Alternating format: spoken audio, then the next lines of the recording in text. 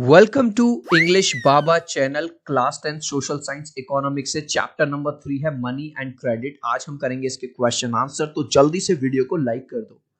आई hope children आपने video को like कर दिया है और अभी तक चैनल को सब्सक्राइब नहीं किया तो सब्सक्राइब कर दो सो दैट आपको हमारे सारे अपडेट्स मिलते रहे। क्वेश्चन नंबर 1 देखिए, in situations with high risk credit might create further problems for the borrower, explain. ये कह रहा है कि जब कोई भी आदमी क्रेडिट लेता है, उधार लेता है, चाहे वो किसान हो कोई और हो, तो कभी कभी प्रॉब्लम कम होने की बजाय प्रॉब्लम और ज्यादा बढ़ जाती है बोरोवर के लिए, यानी उस इंसान के लिए जिसने पैसा उधार लिया है। तो वो कैसे बढ़ जाती है वो हमको एक्सप्लेन करना है। तो इमेजेस से समझो। जैसे यहाँ पे ये आपको मनी लेंडर दिखाई दे रहे हैं, ठीक है, गांव के साहूकार जो पैसा वगैरह देते हैं। ये एक पुअर आदमी है, पुअर किसान है, इनके पास आया पैसे लेने। पहली बात तो जब ये इसको पैसा देंगे तो इस पे हाई इंटरेस्ट लेंगे, है ना, ब्याज लेंगे ज्यादा। तो पहली प्रॉब्लम क्या है? पहली प्रॉब्लम आपको यहां समझ में आ गई, high interest has to be paid on the credit. Okay, लिख दोगे नंबर 1 पॉइंट कि जो भी पैसा मिला है वो पैसा तो देना ही है, उसके साथ साथ उस पे एक बहुत हाई इंटरेस्ट देना है, बड़ा ब्याज देना है। अब सपोज करो इसने जो पैसा लिया वो लिया अपने फार्म के लिए कि भाई मैं फसल उगाऊंगा, फसल को बेच के इनका भी पैसा दे दूंगा, घर भी चला लूंगा। किसी वजह से फसल हो गई खराब, तो अब जो पैसा गया था वो भी डूब गया, अब वो इंटरेस्ट भी देना है। अब ऐसे केस में ये आदमी क्या करता है, क्योंकि ये भी प्रेशर बनाएगा कि भाई मैंने जो पैसा दिया था मेरा पैसा लौटाओ। अब ये आदमी क्या करेगा, कहीं और से पैसा दोबारा उधार लेगा। तो इस तरह से जो उधार लेने वाला इंसान होता है कभी कभी उधार के चक्कर में फंसता जाता है, कभी इससे उधार, कभी इससे उधार, इससे उधार, और वो कभी उधारी से बाहर ही नहीं निकल पाता। इस चीज को बोलते हैं डेट ट्रैप। तो सेकंड पॉइंट में क्या लिख दोगे, in case the borrower is unable to repay the loan, अगर वो किसी वजह से लोन नहीं रीपे कर पा रहा है, he takes loan from other person, दूसरे पर्सन से भी उधार ले लेता है, and gets trapped in debt trap, और वो डेट ट्रैप में फंस जाता है, मतलब उधार के इस जाल में फंस जाता है। कई बार तो सिचुएशन इतनी ज्यादा बुरी हो जाती है कि यहां पे ये देखो, मैंने एक स्क्रीनशॉट लगाया है गूगल से कि 2021 में 15 farmers on an average per day suicide कर रहे थे बिकॉज ऑफ लोन। तो कई बार जो बोरोवर होता है, इतनी ज्यादा तंगी आ जाती है, इतनी ज्यादा कंडीशन खराब हो जाती है, many times the borrower even commit suicide. तो आपको ये वाले 3 पॉइंट्स लिखने हैं और आपको फुल मार्क्स मिल जाएंगे। नेक्स्ट क्वेश्चन देखिए, how does money solve the problem of double coincidence of wants, explain with example of your own. तो क्वेश्चन पूछ रहा है डबल कोइंसिडेंस ऑफ वांट्स क्या है, एक्सप्लेन करना है। तो सबसे पहले इसके लिए हमें समझना होगा कि डबल कोइंसिडेंस ऑफ वांट्स कहां पे यूज होता है। चिल्ड्रन, पुराने टाइम में बार्टर सिस्टम यूज होता था जब पैसे नहीं चले थे, करेंसी नहीं होती थी। जैसे फॉर एग्जांपल इस इंसान को क्या खरीदनी है, हैन खरीदनी है, मुर्गी खरीदनी है, और इसको चाहिए कि मुझे फ्रूट्स मिल जाएं। तो ये क्या करेगा, अपनी हैन इसको दे देगा और ये अपने फ्रूट्स इसको दे देगा। तो इस तरह से एक्सचेंज होता था। अब इसमें प्रॉब्लम क्या है, सपोज कहे कि ये इंसान कहे कि भाई मुझे फ्रूट्स तो चाहिए, ठीक है, लेकिन ये वाला इंसान कहे भाई हैन तो मेरे घर में ही बहुत है मुर्गियां, मुझे मुर्गी नहीं चाहिए। तो क्या ये डील हो पाएगी? नहीं हो पाएगी। इसका मतलब ये डील तभी हो सकती है जब दोनों को ही एक दूसरे की चीज की जरूरत हो, अदरवाइज बार्टर सिस्टम में ये डील हो ही नहीं सकती। तो सबसे पहले हम बार्टर सिस्टम के बारे में 2 लाइन लिख देंगे। क्या लिखेंगे, in barter system both the parties must require things of each other, दोनों ही लोगों को एक दूसरे की चीज चाहिए होनी चाहिए। जैसे अभी हमने एग्जांपल देखा था कि एक आदमी उसको हैन चाहिए और एक इंसान को फ्रूट्स चाहिए, देन ओनली डील और एक्सचेंज जो है वो पॉसिबल है। अब आता है क्वेश्चन जो मेन है कि भाई जो पैसा है, जो मनी है, वो सॉल्व कैसे करता है इस प्रॉब्लम को। तो चिल्ड्रन, अगर आपने देखा होगा, आप दुकान पे गए, ठीक है, आपको मैगी खरीदनी है, आपने दुकानदार को पैसे दिए, उसने आपको मैगी दे दी। अब दुकानदार उस पैसे को जो आपने दिया है वो उसको इन्वेस्ट भी कर सकता है, वो उससे दूसरा सामान भी खरीद सकता है, वो जो चाहे वो कर सकता है। समझ में आ गया? आपको ऐसा नहीं करना पड़ा कि अगर आपको मैगी चाहिए थी तो आप अपने घर से चावल ले गए कि अंकल जी ये चावल ले लो और मुझे मैगी दे दो। तो पैसे ने इस प्रॉब्लम को सॉल्व कर दिया। तो आंसर कैसे लिखेंगे, money solves the problem of double coincidence of wants. ये वाली लाइन हमने पूरी की पूरी क्वेश्चन से ही कॉपी करी है। Because a person who gets money can buy anything from that money, क्योंकि जिस पर्सन को वो पैसा मिला, अब वो उससे बोतल खरीदे, अब वो उससे पैसा कुछ और खरीदे, वो उसका डिपेंड करता है। अब यहाँ पे ये कह रहा है कि एक एग्जाम्पल दे दो अपने साइड से। तो हमने दिया if I want two by 1 kg rice from a shop, अगर मैं किसी दुकान से 1 किलो चावल खरीदता हूँ, I can simply by it by paying money, मैं बस उसको पैसे दे दूंगा और वो मुझे चावल दे देगा। And the shopkeeper can purchase anything from that money और मे सेव दैट, और जो शॉपकीपर है वो चाहे तो उस पैसे को खर्च कर दे, उस पैसे को बचा ले, उस पैसे से कोई और चीज उसका जो मन करेगा वो खरीद सकता है। तो इस तरह से जो मनी है वो सारी प्रॉब्लम्स को सॉल्व कर देती है। नेक्स्ट क्वेश्चन देखेंगे, how do banks mediate between those who have surplus money and those who need money, जिनके पास ज्यादा पैसा होता है और जिनके पास कम पैसा होता है। चिल्ड्रन, जिनके पास ज्यादा पैसा होगा वो बैंक में जाएंगे और अपना पैसा जमा करा देंगे, और बैंक क्या देगा, उनको इंटरेस्ट देगा। जैसे मान के चलो मैंने 1 लाख रुपए डाला, तो 1 साल के बाद बैंक मुझे 1,05,000 रुपए दे देगा, मतलब मुझे 5,000 की ब्याज मिलेगी। लेकिन सपोज करो किसी को पैसों की जरूरत है, उस वो गया कि जी मैं घर बनवा रहा हूँ या मैं बिजनेस चालू कर रहा हूँ, मुझे 1 लाख रुपए दे दो, लोन दे दो। बैंक ने उसको 1 लाख रुपया दिया, लेकिन अब जो उससे इंटरेस्ट लिया वो बैंक ने 12% लिया। तो बैंक क्या करेगी, उसको 1 लाख रुपए दिए और उसके साल के बाद में उससे जो पैसे लेगी बैंक, वो लेगी 1,12,000 रुपए। तो इस चीज को समझो, बैंक ने आपको दिया आपके 1 लाख पे केवल 5,000 रुपए की ब्याज, लेकिन जब बैंक ने उसी 1 लाख रुपए को किसी और को दिया तो उससे ली 12% की ब्याज, यानी 12,000। तो यानी कि बैंक को फायदा कितना हो गया, 12,000 में से आप 5,000 माइनस कर दोगे तो 7,000 आ गए। तो इस तरह से बैंक काम करती है और इस तरह से बैंक प्रॉफिट कमाती है। तो सबसे पहले हम सरप्लस वाली बात लिखेंगे कि भैया जिसके पास सरप्लस पैसा होगा, those who have surplus money, जिनके पास ज्यादा पैसा है, deposit their money in bank and get some interest also, वो अपना पैसा बैंक में डाल देंगे और बैंक उनको उस बात का इंटरेस्ट देगी।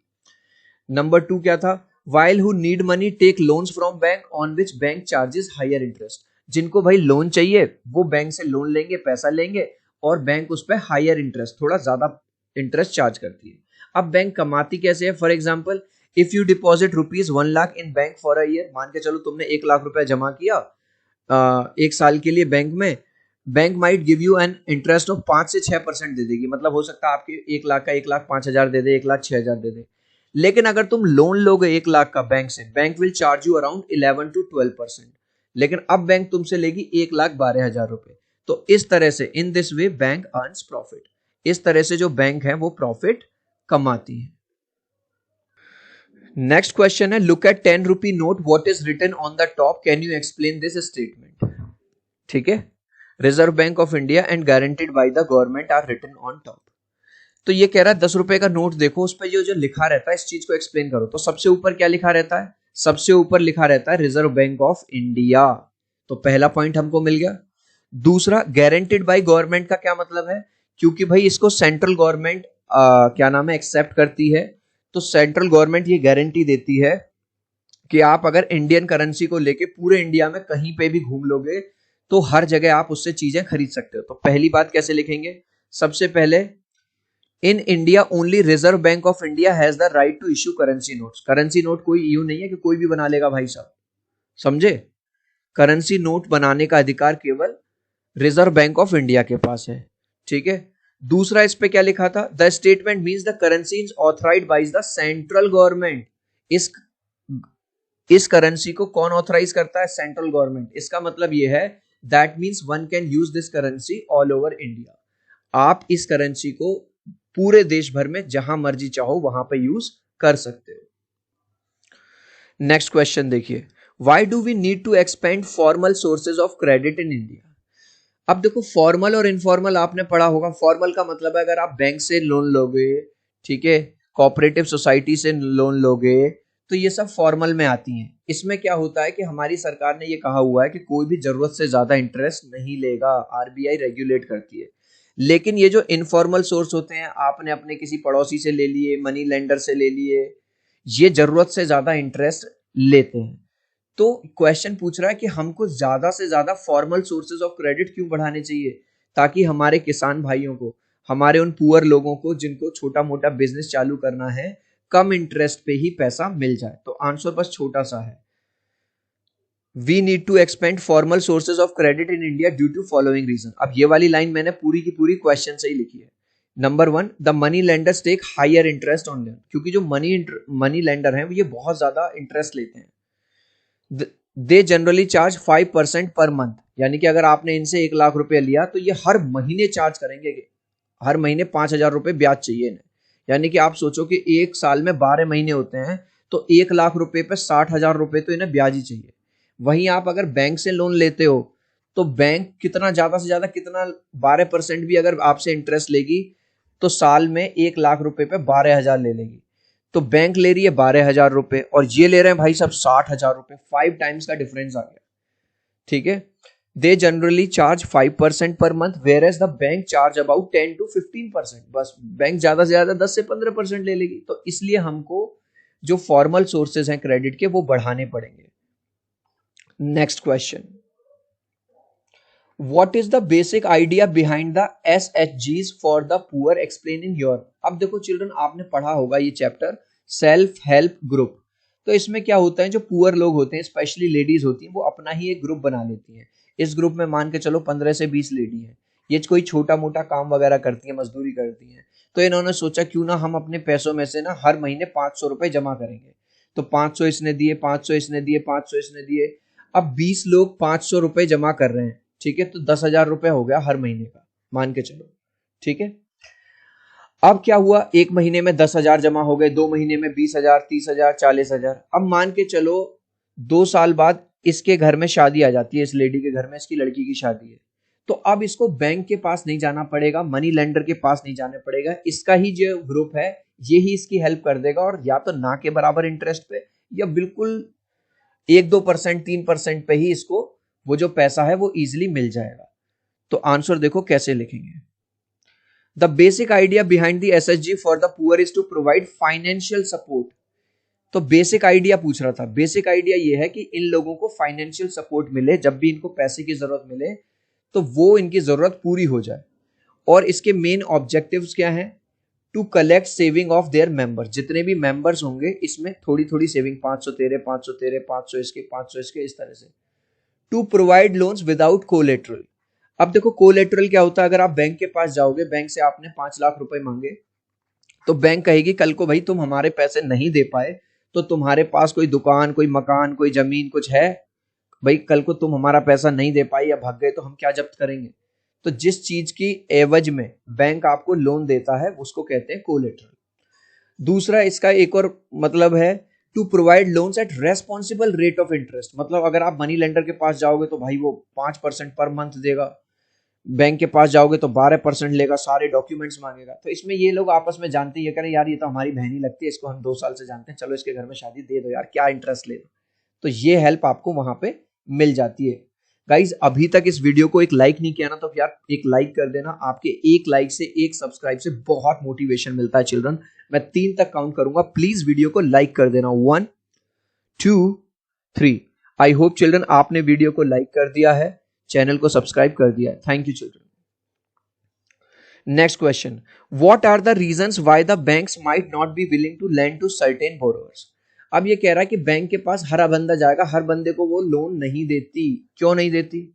हो सकता है भाई किसी के डॉक्यूमेंट पूरे ना हो सकता है कोई बैंक में ऐसा डिफॉल्टर चला जाए जिसने ऑलरेडी 2-3 बैंक से लोन ले रखा है, या हो सकता है कोई ऐसा आदमी हो जो अपराधी या जो इलीगल एक्टिविटीज में हो। तो बस ये वाली बात आपको यहां लिखनी है। Number 1, banks do not give loan to people who are unable to provide all the documents. देखा हमने यहाँ पे दिखाई दे ना भाई, जो डॉक्यूमेंट्स जिसके पूरे नहीं होंगे उसको लोन नहीं देगी।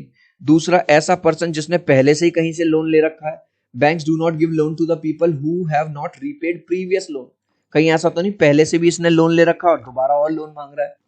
और तीसरा चिल्ड्रन हमने क्या देखा था, banks do not give loan to people indulge in illegal activities. ऐसे लोग जो इलीगल एक्टिविटीज में हैं, जिनका रिकॉर्ड साफ नहीं है, उनको भी बैंक लोन नहीं देती। Next, in what ways does the Reserve Bank of India supervise the functioning of banks, why is this necessary. ये कह रहा है कि जो रिजर्व बैंक ऑफ इंडिया है, जो बैंक ऑफ बैंक्स है, मतलब सबकी बाप है, वो दूसरी बैंक्स को कैसे रेगुलेट करती है। इसका आंसर समझने के लिए हम आपके स्कूल की प्रिंसिपल का एग्जांपल देंगे। स्कूल में प्रिंसिपल मैडम क्या करती हैं, वो ये देखती है मैथ्स वाले सर अपना काम कर रहे हैं, साइंस वाली मैडम अपना काम कर रही हैं, छोटे वाले बच्चों की एक्टिविटीज हो रही हैं, क्या इनका स्पोर्ट्स पीरियड हो रहा है, टीचर्स ने पेपर बना दिए, क्या सिलेबस कंप्लीट हो गया, पीटीएम कंडक्ट हो रही है, क्या साइंस एग्जीबिशन लग रही है, तो वो उन सब के ऊपर सुपरवाइज करती हैं। ऐसे ही जो रिजर्व बैंक ऑफ इंडिया है वो सारी बैंक्स को रेगुलेट करती है, वो ये देखती है कहीं ऐसा तो नहीं बैंक सारा जो जितना भी पैसा आ रहा है सबको लोन देने में लगा रही है, क्योंकि बैंक को पैसा अपने पास रखना भी पड़ेगा, क्योंकि जिस आदमी ने अपना पैसा जमा कर रखा है वो कभी भी लेने आ सकता है। तो पहला पॉइंट देखो क्या लिखेंगे, it monitors that a bank maintains the cash balance. ये तो बैंक अपना कैश बैलेंस मेंटेन कर रही है या नहीं कर रही। दूसरा, रिजर्व बैंक ऑफ इंडिया ये देखती है कहीं ऐसा तो नहीं कि बैंक केवल अमीर लोगों को लोन दे रही है और जो गरीब हमारे फार्मर भाई वगैरह हैं इनको दरकिनार तो नहीं कर रही। तो दूसरा पॉइंट क्या लिखोगे, loans are not just given to profit making organisation but also to small farmers. तो ये देखती है कि कहीं ऐसा तो नहीं है कि केवल बड़ी बड़ी कंपनियां जो हैं, बड़े बड़े लोग जो हैं केवल उनको दे रही है, स्मॉल फार्मर्स को नहीं दे रही। ठीक है। और तीसरा क्या है, जैसे मनी लेंडर्स क्या करते हैं गांव वगैरह में, कोई भी हाई इंटरेस्ट उनको देखेंगे भाई इसकी तो मजबूरी है, अब तो इससे जितना पैसा मांगोगे अब तो इससे पैसे उधार लेने ही है। तो गवर्नमेंट ये भी देखती है कि कहीं कोई बैंक जरूरत से ज्यादा इंटरेस्ट तो नहीं ले रही। It also keeps a regular check on the interest rate. तो ये 3 पॉइंट आपको लिख देने। Analyse the role of credit for development. अब ये कह रहा है जो क्रेडिट इंसान को मिलता है यानी उधार या लोन मिलता है उसका इंपॉर्टेंस क्या है। भाई देखो कई बार आपने देखा होगा कि हम कहानी सुनते हैं कि भाई पता है जब मैंने ये बिजनेस चालू किया था तो एक रेडी से शुरू किया था, एक छोटी सी दुकान से चालू किया था और आज मेरा शोरूम है पूरा बड़ा, मैंने बैंक से लोन लिया था। तो it helps in increasing economic activities of the borrower, है ना। भाई जब बोरोवर के पास पैसा नहीं है तो वो बैंक से या मनी लेंडर से पैसा उठाएगा, क्रेडिट लेगा और उसी से अपना बिजनेस चालू करेगा। If credit is made available to poor people on reasonable terms and conditions, ठीक है। और क्या है, जो क्रेडिट है वो गरीब लोगों को अगर सही रेस्पॉन्सिबल टर्म्स में, रेस्पॉन्सिबल कंडीशंस में, मतलब एक ठीक ठाक इंटरेस्ट में मिलेगा तो भी वो डेवलप करेंगे। कौन? गरीब लोग। विद क्रेडिट पीपल में स्टार्ट न्यू बिजनेस, और कई बार लोग उधार लेके अपना नया बिजनेस भी स्टार्ट कर लेते हैं। Next question, Manav needs a loan to set up small business. कोई इंसान है जिसका नाम है मानव, उसको लोन लेना है अपना बिजनेस चलाने के लिए। On what basis Manav decide whether to borrow from a bank और अ मनी। किस बेस पे वो डिसाइड करेगा? इस क्वेश्चन को हम समझेंगे अमेजोन और मीशो के एग्जाम्पल से या फ्लिपकार्ट के। आपको मान के चलो कोई फोन लेना है, ऑनलाइन फोन मंगाना है, तो आप क्या देखोगे, अलग अलग वेबसाइट पे विजिट करोगे, अमेजोन पे, फ्लिपकार्ट पे, मीशो पे, इस पे उस पे। भाई आपको वो जहां सबसे सस्ता मिलेगा आप वहां से लोगे। ऐसे ही मानव को भी जहां पे लोन सबसे कम ऑफ इंटरेस्ट पे मिलेगा, जहां पे पेमेंट का मोड इजी होगा, जहां पे वो कोलेटरल की डिमांड कम से कम करेगा, वहां से भाई वो ले लेगा। तो आंसर कैसे लिखेंगे? पूरा ये वाली लाइन हमने क्वेश्चन से ही कॉपी कर दी। मानव विल डिसाइड, ठीक है, on the basis of following terms. Number 1, जहां रेट ऑफ इंटरेस्ट उसको सही मिलेगा, जहां पे मोड ऑफ रीपेमेंट, कहीं ऐसा तो नहीं अगले महीने से भाई हल्ला मचाने लगे लाओ मेरा पैसा, लाओ मेरा पैसा, जहां रीपेमेंट का ऑप्शन बढ़िया मिलेगा। और अवेलेबिलिटी ऑफ कोलेटरल, मतलब कोलेटरल मैंने बताया था ना कि बैंक वगैरह क्या देखती है कि आपके पास कोई मकान, कोई दुकान, कोई प्लॉट, कुछ ऐसी प्रॉपर्टी है क्या, कल को आप उनका लोन नहीं दे पाए तो बैंक उसको जब्त कर लेगी। तो जहां पे उसको ये तीनों चीज अच्छी मिलेंगी वो वहीं से लोन ले लेगा। अब चिल्ड्रन जो नेक्स्ट क्वेश्चन है वो थोड़ा अलग है, इसमें एक ही क्वेश्चन में 4 क्वेश्चन है, ए बी सी और डी। इसको हम एक एक करके डिस्कस करेंगे। Why might banks be unwilling to lend to small farmers. कभी कभी जो बैंक है वो स्मॉल फार्मर्स को लोन नहीं देती। उसका रीजन ये है कि बहुत ज्यादा बार ऐसा देखा गया है कि फार्मर्स की जो फसल है वो बर्बाद हो गई। अब जब उसकी फसल बर्बाद हो गई तो भैया वो जो बैंक से उसने पैसा लिया था वो दे ही नहीं पा रहा, तो अल्टीमेटली नुकसान किसको हो जाता है? बैंक को। तो कई बार जो बैंक है वो मना कर देती है स्मॉल फार्मर्स को लोन देने में। तो आंसर देखो, many a time it has been seen that small farmers are unable to repay the interest.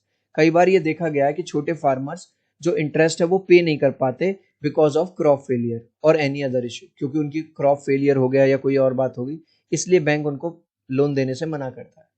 What are the other sources from which small farmers can borrow. Small farmer money lender से पैसा उठा सकते हैं, agricultural trader से पैसा उठा सकते हैं, explain with an example how the terms of credit can be unfavourable for the small farmer. ये वाली बात हम 2 बार पढ़ चुके हैं। अब देखो फायदे और नुकसान दोनों, यहाँ पे नुकसान की बात कर रहा है। भाई स्मॉल फार्मर ने मान के चलो मनी लेंडर से पैसा उठाया, बेचारे ने फसल लगाई, कल को वो फसल बर्बाद हो गई, वेस्ट हो गई, क्रॉप फेलियर हो गया। तो अब एक तो वो पैसा देना है जो मनी लेंडर से उठाया था और उसका इंटरेस्ट देना है। तो ऐसे केस में वो क्या करता है, बेचारे को उसके पास जो थोड़ी बहुत जमीन होती है वो भी बेचनी पड़ती है। तो आंसर कैसे लिखेंगे? In case of failure of crops it becomes impossible for small farmers to repay loan. अगर क्रॉप फेलियर हो गया तो बेचारा लोन कैसे चुकाएगा? Thus in order to repay the small farmer sell a part of their land. और बेचारों को अल्टीमेटली अपने पास ही जो छोटी मोटी लैंड होती है वो बेचनी पड़ती है। This makes there condition even worse. इससे जो उनकी कंडीशन और ज्यादा खराब हो जाती है। Suggest some ways by which small farmers can get cheap credit.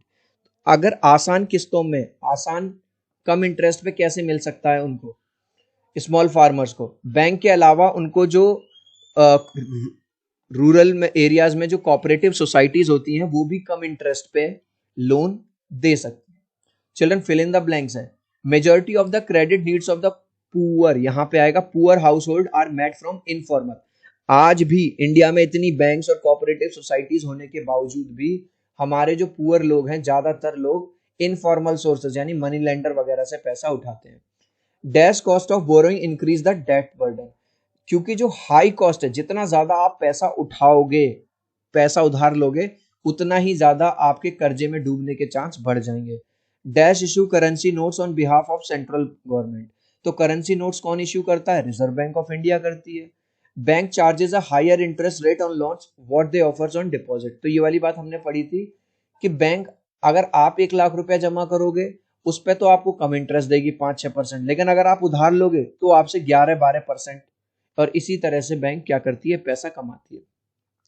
Dash is an asset that borrower owns and uses its guarantee until the loan is. अभी हमने पढ़ा था कोलेटरल क्या है? एक ऐसा एसेट है, ऐसी प्रॉपर्टी है, ऐसा मकान दुकान है जो borrower as a guarantee use करता है कि कल को अगर मैंने आपका पैसा नहीं दिया तो आप मेरी ये प्रॉपर्टी जब्त कर लेना। इसके बाद चिल्ड्रन ये कुछ एमसीक्यू हैं। इन एन एसएचजी, हमने पढ़ा था ना अभी, स्मॉल हेल्प ग्रुप जो होते हैं, of the decisions are regarding saving and loan act. तो उसके जो डिसीजन होगा वो कौन लेगा? भाई उसी के मेंबर्स लेंगे। Formal sources of credit do not include. अब फॉर्मल में बैंक और कॉम्परेटिव तो आते हैं, लेकिन ये पूछ रहा डू नॉट इंक्लूड, उसमें एम्प्लॉयर्स नहीं आते।